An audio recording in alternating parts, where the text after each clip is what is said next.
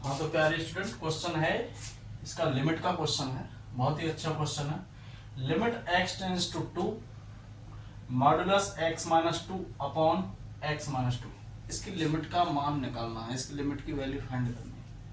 यानी कि इसकी लिमिट की वैल्यू आएगी कितनी, लिमिट का एग्जिस्टेंस है या नहीं है वो निकालनी है। तो लिमिट के एग्जिस्टेंस के निकालने के लिए, यानी कि इसके अस्तित्व को देखने के लिए, तो इसको पहले हमें इसकी लेफ्ट हैंड लिमिट निकालनी पड़ेगी और फिर इसकी हमें राइट हैंड लिमिट निकालनी पड़ेगी। तो इसकी लेफ्ट हैंड लिमिट निकालते हैं। 4LHL क्या हो जाएगा, limit x tends to 2 negative, जब लेफ्ट हैंड लिमिट इसकी निकाल रहे हैं। तो limit x tends to 2 negative, यहाँ लिख देंगे वो फंक्शन जो हमारा दिया वही हमारा फंक्शन है, इसकी हमें लिमिट निकालनी है।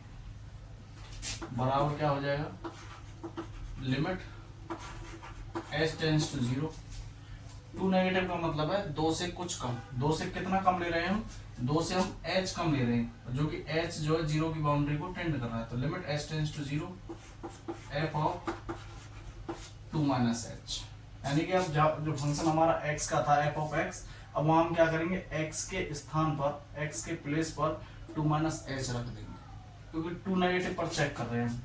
2 नेगेटिव से पर जब चेक करें, 2 नेगेटिव का मतलब है 2 से कुछ कम। 2 से कितना कम, 2 से h कम, और h कितना है, h 0 को टेंड कर रहा है, यानी कि एग्जैक्ट 0 नहीं, वो 0 को टच करने वाला है। बराबर लिमिट h टेंड्स टू 0, और फंक्शन कितना है हमारा, ये रहा mod x minus 2 upon x minus 2। तो x के स्थान पर 2 माइनस h रखेंगे, यहाँ रखें 2 माइनस h, x के स्थान पर 2 माइनस h माइनस 2 अपॉन, यहां भी रखेंगे नीचे डिनोमिनेटर में, हर में 2 माइनस h माइनस 2।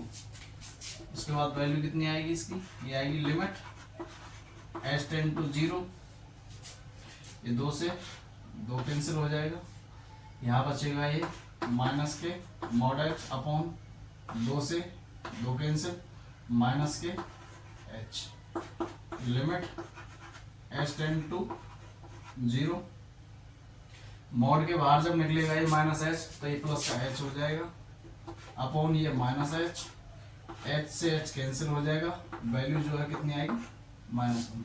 किसकी वैल्यू आई है, लेफ्ट हैंड लिमिट की। अब निकालेंगे राइट हैंड लिमिट की। और RHL के लिए क्या करेंगे, यहाँ LHL के लिए तो 2 नेगेटिव पे निकाला था, 2 नेगेटिव मतलब 2 से कम पे। देखते ऐसे हैं कि ये x बराबर 2 दिया है, तो 2 के राइट हैंड साइड में इधर की तरफ जाएंगे तो 2 से अधिक रहेगी वैल्यू, 2 से अधिक रहेगी तो उसको 2 पॉजिटिव बोलेंगे, 2 प्लस।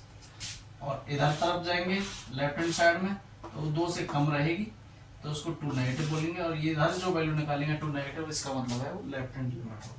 अब RHL निकाल रहे हैं तो 2 से अधिक पर निकालेंगे।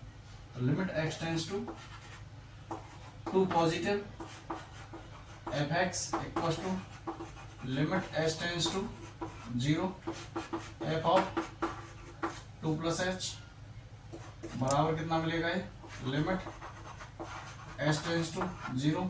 अब फंक्शन के अंदर क्या रखेंगे, जैसे पिछले वाले में रखा था जहाँ x जगह पर 2 माइनस h रखा था, अब यहाँ x के स्थान पर क्या रखेंगे, 2 प्लस h रखो। यही है हमारा फंक्शन, मॉड x के स्थान पर 2 plus h minus 2 upon 2 plus h minus 2, 2 से 2 कैंसिल हो जाएगा, यहाँ भी ये कैंसिल हो जाएगा, वैल्यू जो है वो आएगी लिमिट h टेंड्स टू 0, तो ये बचेगा mod h upon h, value कितनी मिलेगी यहाँ से, limit h tends to 0 mod h, मतलब मॉड के अंदर से जब ये h बाहर निकलेगा तो कितना हो जाएगा, h अपॉन h, h से h कैंसिल हो जाएगा, वैल्यू कितनी आएगी, 1। तो यहाँ हम क्या देख रहे हैं, हेयर LHL की जो वैल्यू है वो -1 है, और RHL की जो वैल्यू है वो +1 है। तो LHL और RHL इक्वल नहीं है। जब LHL और RHL इक्वल नहीं होते हैं तो वहाँ लिमिट एग्जिस्ट नहीं होती, यानी कि उसकी सीमा का अस्तित्व नहीं होता है, लिमिट का एग्जिस्टेंस नहीं होता है। तो यहाँ लिख देंगे limit does not exist, limit does not exist, मतलब लिमिट का अस्तित्व नहीं है, यानी कि सीमा का अस्तित्व